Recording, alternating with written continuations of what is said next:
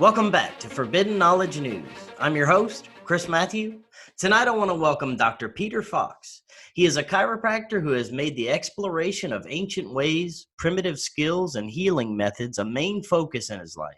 He has written several books, including 24 Runes to Live By, The Transformation Path, which describes the runes as a path for living a complete and successful life. Peter, welcome. How are you doing tonight? I'm doing amazing. Thanks for having me on. Yeah, this is going to be a very interesting show. We're going to be discussing your book, 24 Runes to Live By. This is a topic that it's going to be a first for my show. I really don't know much about runes. Very interested to learn more. Let's start with a little bit more about you first. Tell us about your background and then what brought you to looking into runes. Yeah, runes is it's a bit of a diversion from my overall background. I've been a chiropractor for the last 11 years. I got interested in chiropractic largely due to personal history with it. I had a bunch of issues with athletic injuries, things like that in high school, and so that kind of got me started on the natural health path. So went to see a chiropractor. And it kind of introduced me to that whole philosophy, the idea that the body's a self-healing organism and that there can be interference to the body's ability to heal itself, it's quite a bit different from the Western mechanistic point of view in terms of how the body heals. So that kind of started me off on this path of exploring and got me interested into the different ways that humans have developed healing systems in different types of cultures around the world. So how the mythology of one culture in Asia or the mythology of a culture in Africa would create a different type of healing system, in the way that different civilization types, like a tribal hunter-gatherer culture or an agriculturalist society, an industrial society, each of those would make a different type of healing art. And so I wrote some on that. I try to integrate as much into my own personal healing practice from those different types of traditions around the world as possible when appropriate. And, and exploring those different aspects of history and culture, invariably you find yourself drawn into a path of wanting to experience things. So I became involved in the rewilding community, which is very loosely organized, but essentially it involved experientially exploring what it would be like to be a primitive hunter-gatherer. So I've gone out on lakes with canoes and harvested wild rice. I've done those sorts of things. I've gathered different types of natural medicinal herbs, mushrooms, made tinctures from those things, worked on finding different alternate food sources that are actually staple foods. So harvesting like 50 pounds of acorns one year and processing them all out into flour and using that in the winter, different things like that.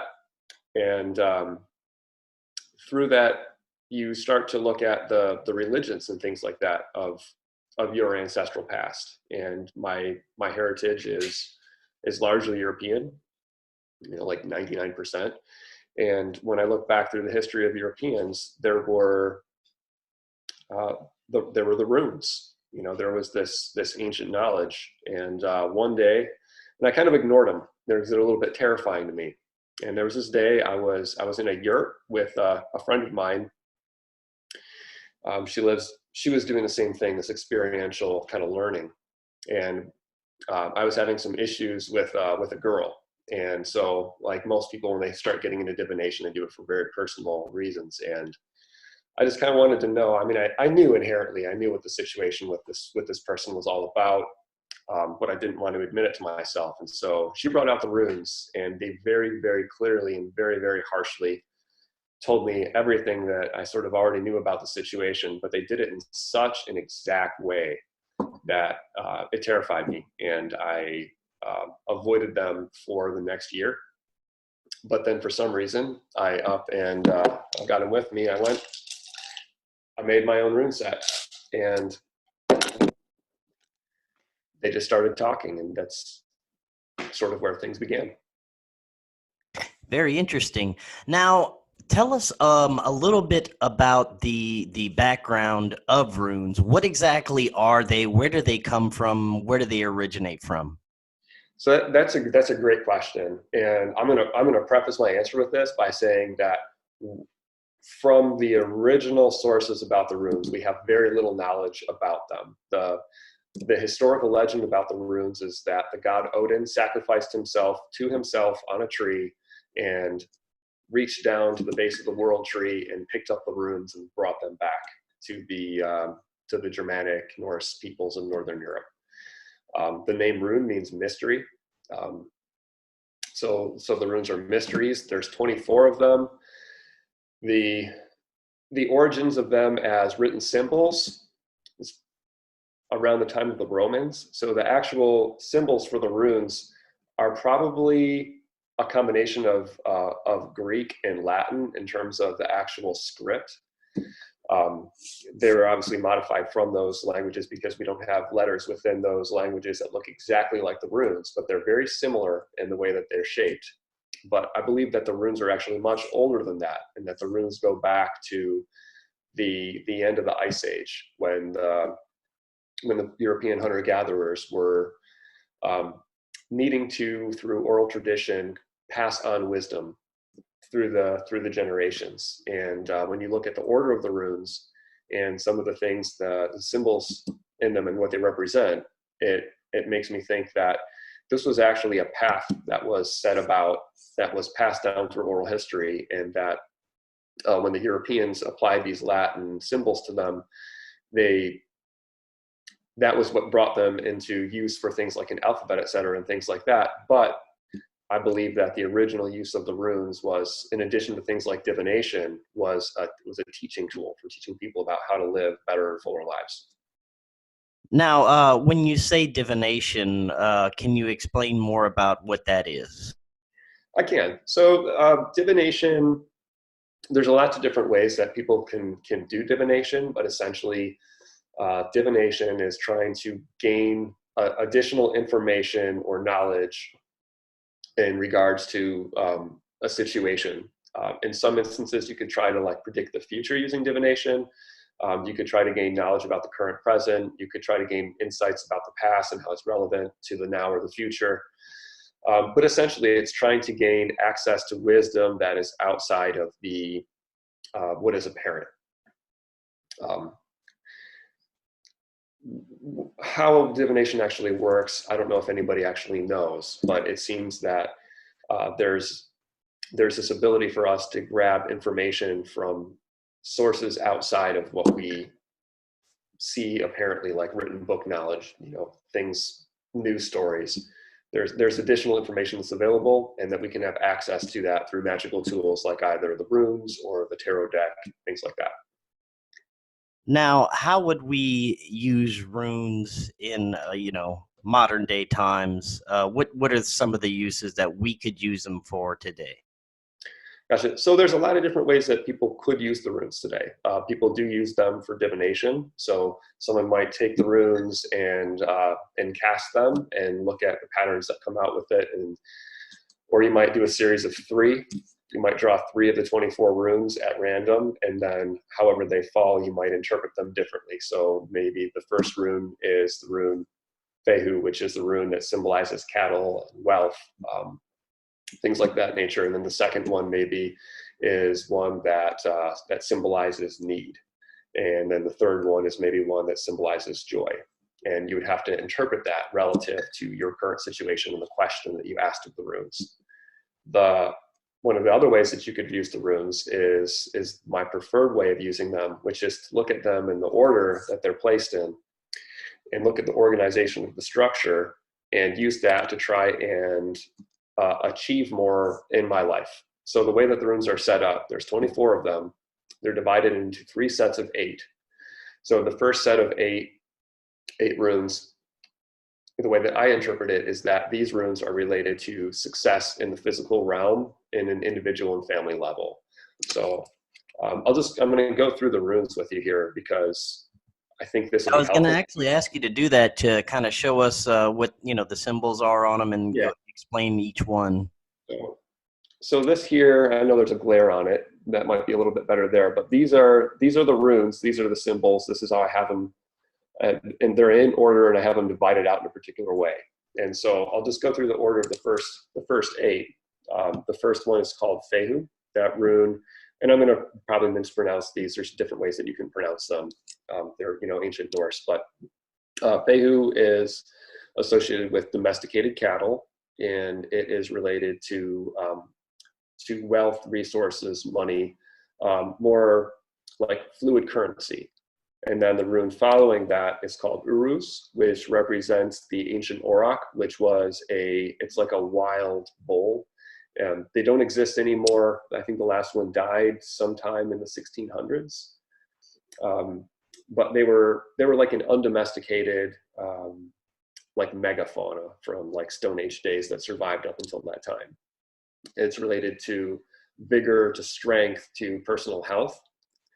And then the rune after that is called Thurishas, and it's related to the giants in Norse mythology. So the giants in Norse mythology, Thor is part giant, and I believe this rune's related to electricity, to fertility, to protection. There's a lot of different meanings that you can put onto these runes. The one after that is called Anshus, and that one's related to the knowledge of the ancestors. The rune after that is called Rido, and Rido is one of the first of what I call a transitional rune, because you have these first 4, and they're all about you making sure that you've got the finances that you need to support your life, having health, having vigor, having the ability to protect yourself and of the ancestors. And then comes this rune called Rido, which is the rune for travel or for journey. And following that, you have the rune for the torch, which I relate to knowledge, the rune Gibo, which relates to exchange, and the rune Wunjo, which it relates to joy. So the way that I see these last 3 runes is that once you go on this personal journey, you have this you decide what you're going to do with this wealth, with this power, with this ancestral knowledge that you have. You're going to do something with it. You're going to apply your personal knowledge, your flame of creativity to it. And then you're going to take that creative thing that you've done and you're going to exchange it with the world around you. And if you do that in fair exchange, you're going to have a life of joy, which is the end of that first 8 rounds, end of the first 8 runes in the first round. So that rune's all about, to me, about personal success, that first round. Then the second round, to me, this round is about becoming a leader in your community. And in order to become a leader in a community, first you have to experience challenge in your personal life. You have to go through some stuff before you have the ability to help others through their things. So the first rune in that set is called Hagalaz, which stands for hail or the hailstorm. That represents challenge. And then the rune after that is Nothes, or need or nothing. It represents the void. So after you have things taken away from you, there's a void of emptiness where all new things can come out from that. The rune after that is Isa, which stands for ice, where you crystallize your new identity. You come out from this void, you crystallize your new identity. Then the rune after that is about the annual cycles of energy, and it's called Yera. So from there, you plan out how you're going to use this crystallized you and apply it with in harmony with nature. Then the rune after that is the center of it all, and this rune is called Iwaz, and this rune represents the world tree. It's the tree that Odin hung himself on to sacrifice himself to gain the knowledge of the runes in the first place. So this is the rune of personal sacrifice. So you sacrifice yourself to benefit the community and all, and you come out the other side of that. The rune after that is the rune for luck or fate. You take your fate in your hands. The rune after that is for the elk, for protection, for leadership. So you gain that sense of leadership. The rune after that is Sewilla, which is the rune for the sun. And that's another rune of becoming a champion. Is all this making sense to you? Yes, very much. Very interesting. Now, would you say it's sort of similar to tarot, but a more ancient tools for guidance, I guess? I don't know about the history of tarot or how old it is, so I don't really want to speak to that. But I mean, these symbols, in terms of their writing, go back to the beginning of the 1st century. In the times of the Romans, when the Romans and the Teutons and such were fighting. So at that time, it was during the Roman Empire, so a long time ago. But in terms of the symbols themselves, there's some things actually in the last 8 that give us a clue that these related to shamanic hunter-gatherer cultures that were long before that. The Sami, who were sort of like the indigenous people of Northern Europe, or even Ice Age peoples who existed even before that, because there's some relationship even to the Siberian shamans in this last round of 8. So in that round, it starts off with a rune called Tivas, which represents the North Star, but is also the name is the same root that the word Jupiter comes from, the god Jupiter. The word Deus, which is Latin for God, it's sort of like the father divine aspect, the divine masculine, in a sense, you could say, almost. But essentially, it's like it represents the North Star, that sky father guidance. The rune after that is Bergtanas, which stands for the birch tree. And there's some interesting things about the birch tree that I learned about in the rewilding community, because what the birch does is, after the glaciers come through, it's one of the first trees that will emerge, and it's full of medicine. You can use all different parts of the birch for either food or for healing. But one of the other aspects of the birch is that it can be related to the shamanic rites of the Siberians. So the shaman would climb the birch tree to get to the North Star. And there's also Odin had a horse called Sleipnir, and the rune after Bergtanas is the rune Ewaz, which stands for the horse. So there's this shamanic animal that is the 3rd rune within the set. The rune after that is the rune Manas, which stands for man or for mind. So the way that I interpret these is that you have this shamanic initiatory rite. At the end of your journey on the horse, you have to reconsolidate your mind and bring it back so that you can emerge from the cosmos back into yourself and bring it into the world. Then there's another transition rune called Lagus, which I translate as being related to the divine feminine, because this rune is the rune for water. So you make it through this trial by water, and you emerge from that on the other side. The next rune is the rune for sacred masculine fire, followed by the runes for the different aspects of time and the way that time flows differently. So there's a rune Dagas, which I interpret as the rune for syntropic time, which it relates to some Greek terms. There's this idea that time moves in multiple directions, and that you can bring order from the future, that there's this future attractor point, and it draws things forward.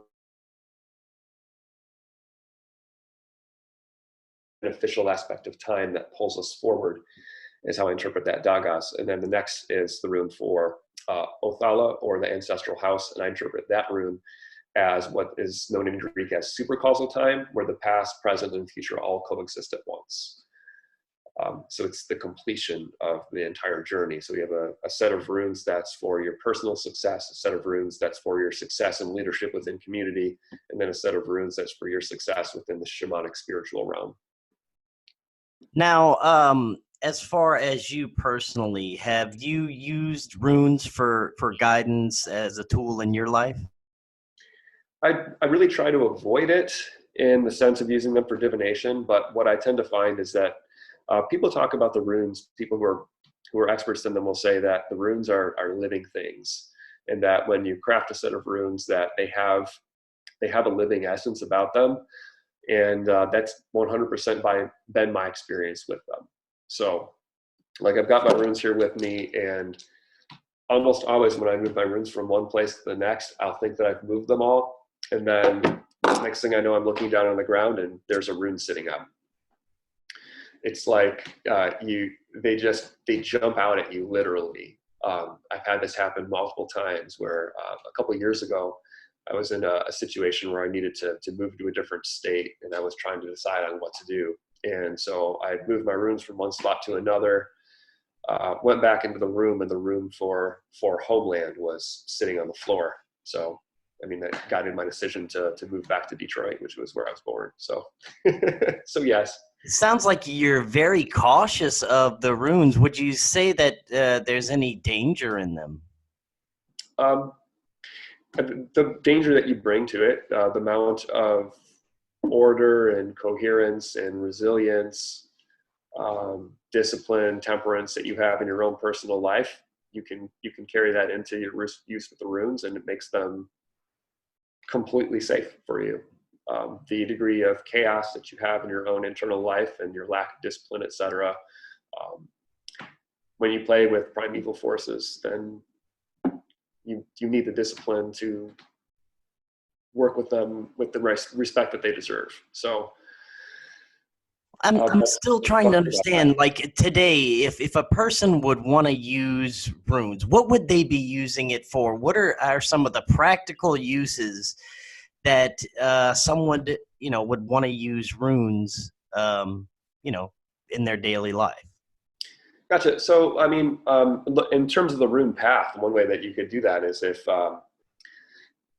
say for instance, you want to be a leader in your community, it's really tempting to try and like just force it to happen, right? To just be like, I'm gonna be this person. I'm gonna stand up and say the thing, but you're not necessarily going to carry the respect that is going to allow you to become an effective leader in the community unless you go through the things that are required for you to reach that place. And so the runes set out a path for you to do that. They let you know that, hey, before you become a leader in a community, first your own life, your own house has to be in order. Once that's in order, then you have to understand the challenges that the people you're attempting to help assist have gone through so that you can carry them through that same place because you've experienced and been there. So you can look at the way that the runes are structured, and you can say like, okay, I want to be at this point in my life. I want to be a leader, or I want to be a shamanic healer. And it gives you a path to get there in a way that's going to be safe and healthy for you, because you can also go through these things in the reverse. And that was my experience in terms of becoming a healer, is that I had a sort of a healing crisis, and I ended up going through that whole shamanic realm before getting back to the original part of the rune and getting like my financial house in order, getting my physical health in order, really looking around me and seeing what's the wisdom that I have available to me. It was sort of more of a experience of this is raw primal supernatural power, and good luck, as opposed to this other possibility where you could come to it in its proper time and place and interact with it in a way that allows you to be more effective. Does that answer the question? Yes, thank you for that. Now, something interesting that I want to talk about, something you sent me in the email, is that the Thule Society and Hitler utilized runes quite often. Can you talk a little bit about that? Yeah, so this is one of the interesting things about runes is when you look into the original rune lore, there's not a lot of it. There's like maybe a couple of pages of written history on the runes. But when you add into that things that were basically like pagan reconstructionism, where you had people such as Guido von List, who he wanted to bring back paganism into Germany. And so what he did was he looked at the runes and he developed his own rune lore. So he went through and he did his own shamanic process where the runes gave him knowledge and information. However it came about it, he wrote rune lore not based upon the original text of the runes. It came to him. It was divinely inspired, you could say, his lore for the runes. And as a result of that, he was very effective in spreading this around in Germany. And it was a very romantic period in history. There was a lot of spiritualist tradition happening all around the world. In the United States, you had it because of the Civil War. People were very big into spiritualism, into seances. Europe had just gone through World War I. So people were very much into healing this collective trauma that everybody experienced from both the Civil War and from the First World War. And the Order of Thule, they adopted a lot of this Germanic symbolism. And through that order, there was the German Workers' Party emerged, and Hitler became a member of that. And because that was the symbolism of those groups, that was what Hitler adopted. And it was very much about the supernatural power that was available within the runes. So he wanted to harness that. He wanted to carry forth that ancestral legacy and use that to the benefit of the German people. So yeah, it's kind of it's a little bit of an unfortunate thing, because it also tends to mean that today a lot of those rune symbols are associated with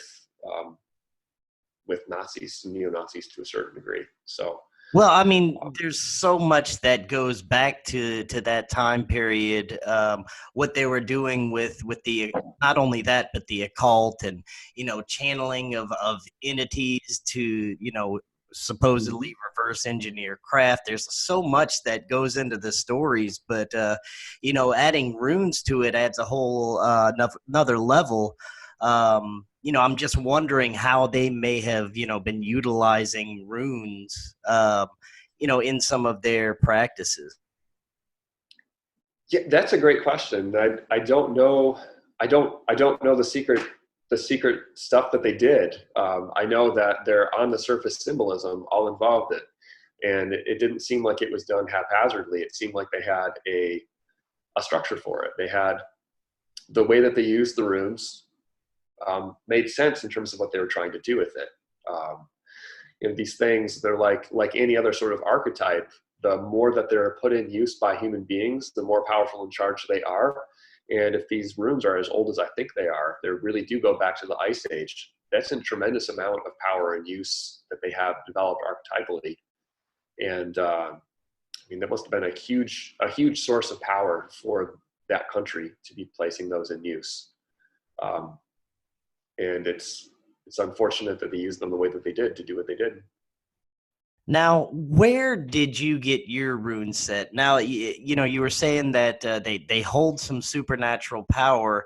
Do you have to have runes that originate from a certain place, or where did you get your runes, and then where should people get their runes if they're interested in this? So you can get runes a lot of different places.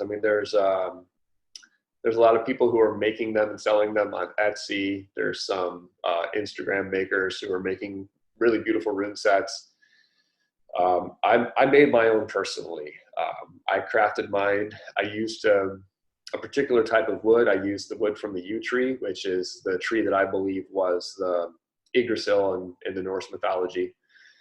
And I made them myself. I carved the blanks out. I drew the designs in. I burned them in with a wood burner, and it was all done very intentionally. I was very careful about my frame of mind when I made them. They're a ritual tool. The amount of energy that you put into them is going to benefit the process of you working with them. You can buy a set from someone if you don't want to make your own, but I would recommend to everyone make your own runes. Do you think it's the symbols that give it the power, or the intention when you make it, or a combination of both? I think it's all the above.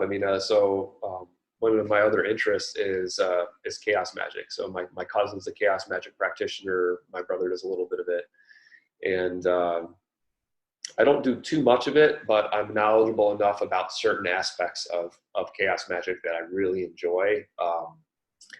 And some of that is just about using self-exploration, because essentially magic is a tool to create change in accordance with will. And you change yourself so that the world around you functions better for you. And when you have a symbol like a rune, and you meditate on it, you're taking in a bit of that archetypal consciousness into yourself, and it changes you. So anything that you can do to potentiate that change inside of yourself is going to make the rune more powerful. Having that rune been in use throughout history by thousands to hundreds of thousands to maybe millions of people over the course of human history just makes it that much more potent of a symbol. So, and that's one of the other great things about runes is if you want to create a change in yourself, if you want to embody more health, you can do a meditation on the rune Uruz for the Auroch, this beast with tremendous vitality, and you can attempt to embody what that energy is, and that can help you to perhaps make better health choices in your life because it becomes an aspect of who you are. You're not seeing yourself as a sick person. You're seeing yourself as embodying this vitality of an ancient bull. And Well, that brings me to my next question about maybe some possible health benefits. I mean, you're a chiropractor and obviously interested in some of the benefits of these alternative health methods. What could be some of the benefits of using runes that could be for your health?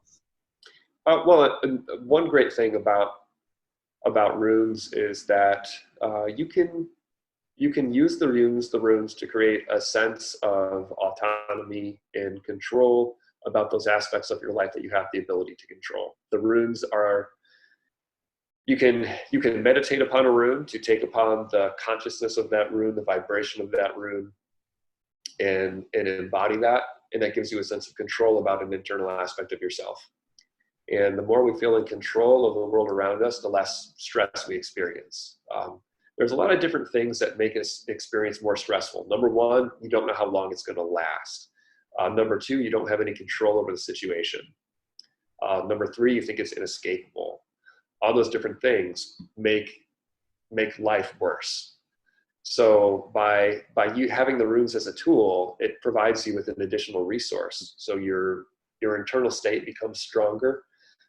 You see yourself as having the ability to create a change, which gives you that sense of autonomy. You have the ability to make an effect upon the world because you're focusing. The runes provide you a tool to focus. And I'm wondering why, if they do have these benefits, why you aren't still using the runes. Is there been a negative experience, or is it just that you're still trying to find more benefits of it? What's the reason? So actually, I mean, when I say that I don't use the runes, I don't use the runes for divination. I focus on the runes very, very, very often. I would say every day at some point during the day, I have a thought come into my mind about a particular rune, where that rune sits within those three tiers, whether it's in the realm of personal success or the realm of leadership or the realm of shamanism. So depending upon which of those three realms I kind of want my day to take a tone of, I might start the day out and I might think to myself, I'm feeling kind of down. Let's focus on health. I'm going to meditate on Uruz today. Or maybe I need some cash, so I'm going to meditate on Fehu. Or maybe I'm feeling like I need some divine leadership, so I'm going to meditate on Tibaz. Maybe I've been really full of myself lately and I need to do a little bit of sacrifice. I'm going to focus on Iwaz, and it's not going to be about me today. So that's how I use the runes as a daily practice. Divination, I don't have the self-discipline to feel I can safely perform divination on a consistent basis without bringing chaos into my life. Now, if someone wanted to get started using runes, where could they find the best information, if they wanted to use them in their everyday lives? So I have a book available on a website called Gumroad. The book is called 24 Runes to Live By. It's I think it's $5.99 or something like that on there. It's downloadable. It's an ebook. And that goes through and it talks about all these different levels of the runes. But the other thing that it does is it talks about each of these levels of the runes as it relates to the hero's journey. And I don't know if your listeners are familiar with the hero's journey, but it's the classic archetype that all stories unfold by. So Star Wars in particular is a great one. Essentially, it starts out in the normal world, everything's kind of like boring and the same, and all of a sudden a problem pops up. And you're not quite sure what to do, and then someone comes to assist you and guide you. That person takes you into a special world. You go on a quest, you go on a journey, you come across some insurmountable challenge like a dragon, you slay the dragon, and then you come back to the ordinary world and you attempt to reintegrate into the normal world with things. You know, you're changed, but the place that you were at before is now different as a result of that. The runes work that way. They follow that same storytelling arc. So the book goes through all the runes. It gives you some information about the runes historically. It gives a little bit of information about how the runes were used, by Hitler, etc. But then it also goes through how we can use the runes to sort of play out that role of the hero in our own lives and follow that rune path to achieve success through those three realms of personal, of leadership, and of shamanism and healing.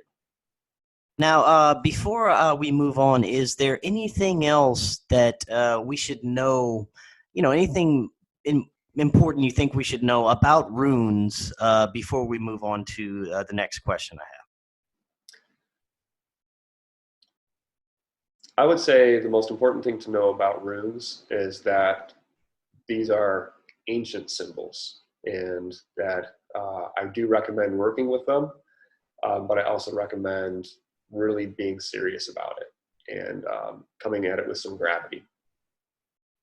Very good. Now, I wanted to close out by having you tell us a little bit more about some of your books. They look very interesting. Just if you could just go through each one and tell us a little bit about it. Gotcha. Yeah, I'd be happy to. So the shortest book that I have is called The Thermodynamic Subluxation. And that book, I wrote primarily for chiropractors, but I actually have a number of people who are interested in things like permaculture that do find the book very enjoyable. But what that book does is it goes through it looks at how ecology, biophysics, how these different subjects relate to human health and well-being. So it's essentially about how energy flows through human beings the same way that it flows through ecosystems. And this ends up relating to the way that we move through the world, to our posture, to how much energy we have, all those different types of things. For most people, I wouldn't necessarily recommend that book. For most people, the book that I would recommend, in addition to the Rune book, would be Operating System Nature, The Birth of the Tradition. And what that book does is that book looks at human healing, how it's been developed throughout different types of culture. So I look at tribal hunter-gatherer culture. I look at, through that lens, I look at Maori healing in New Zealand. And I look at the mythology of the Maori and how that relates to how their healing system develops. Then I do the same thing for yoga. I look at how the traditions of the Vedas, etc., related to the way that Indians developed yoga and yoga philosophy. And then I do the same thing with chiropractic and how chiropractic sort of emerged essentially out of the occult in the 1800s and early 1900s. It came out of, a lot of people probably don't know this, but one of the first chiropractors after the founders was a guy named Israel Regardie, who was part of the Hermetic Order of the Golden Dawn. He was the secretary to Aleister Crowley, and he became a chiropractor because the philosophy of chiropractic aligned with the way that he saw the world. It's one of those kind of strange random facts. The person who developed chiropractic, he came up with chiropractic after being in a seance, and a doctor who died 15 years earlier named Jim Atkinson told him about chiropractic and said, "You need to bring this into the world. I tried when I was alive, but the world wasn't ready for it. It's ready for it now. You need to make it happen." And so that's what he did. And because of that, there is a vitalistic, almost supernatural sort of bent to the way that the philosophy of chiropractic developed. And so I look at that mythology as the one that brought chiropractic into being. And then I go from myth, and then I look at the science of it. I look at what does the current research say about all these different topics. Like, for instance, yoga. How does yoga change our heart rate variability? How does it help us to regulate our autonomic nervous system? For the Maori, I look at the way in Maori culture, some of their issues would have related to post-traumatic stress disorder more so than disorders of nutrition, etc., because they were a warring culture. They would have dealt with PTSD the same way that we do. And the types of therapy that they did actually mimic some of the ways that we work with PTSD today in modern therapy. So different, but similar. And then in terms of chiropractic, I look at the way chiropractic relates to the function of the brain and the autonomic nervous system and helping to balance things out in that regard. And then I go into some interesting stuff about how that has social implications through things like coherence, things like flock behavior, that sort of connection between things. So it covers a really big variety of topics, but I think it's a fascinating book. Very good. And if people wanted to find your work and your books, let them know where they can find it. All right, so I've got a website, thewildchiro.com. There's a section about the chiropractic books on there. If you want to find the Rune book, hop onto Google, or if you have show notes here, I think I've got you the link for the Gumroad link to it. Otherwise, you could just Google Gumroad 24 Runes to Live By, and it'll pop up. Very good. Peter, thank you so much for coming by tonight. That was fascinating stuff, and you have an excellent night. Oh, awesome. Thank you. Thank you so much for having me.